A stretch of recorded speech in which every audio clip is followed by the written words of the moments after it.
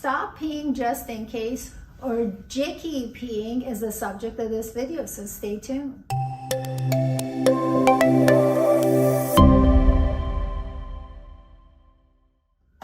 Hey, this is Dr. Shakib from Core Pelvic Floor Therapy right here in Irvine, Orange County. Jicky or just in case peeing is actually one of the things I notice when I have patients with pelvic floor dysfunction that come to my office. This is a habit that commonly is seen with people with pelvic floor dysfunction, with incontinence specifically as one of their symptoms. You see, pelvic floor dysfunction is the name of a book, with incontinence as one of the chapters of this book.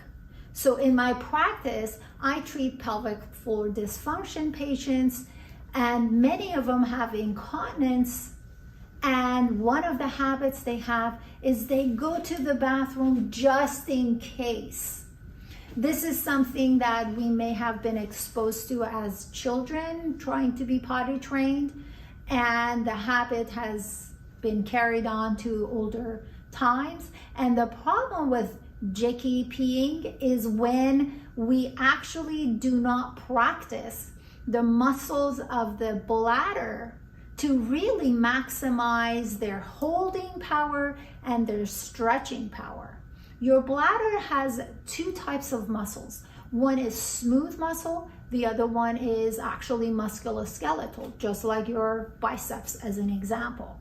So the smooth muscle is like the muscles in your stomach, the muscles in uterus, that is designed to really stretch quite a bit. That's why when you have to pee, for example, and you don't have access to the bathroom, you can hold your bladder because it can stretch a little bit more. The musculoskeletal part, the lower portion, is the part that's voluntary, and we can hold it. And that holding ability is a good practice to strengthen that muscle.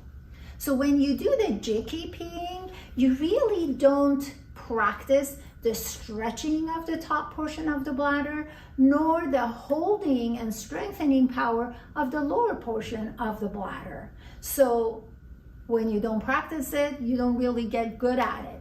So even though in my practice, I do pelvic floor dysfunction treatment, this presentation is something I see and something that I actually tell my patients, drop, not a good habit, and just kind of push the boundaries a little bit. Of course, there is a fine balance because sometimes people hold it for too long because they can't go to the bathroom, and now they end up with UTI and other problems.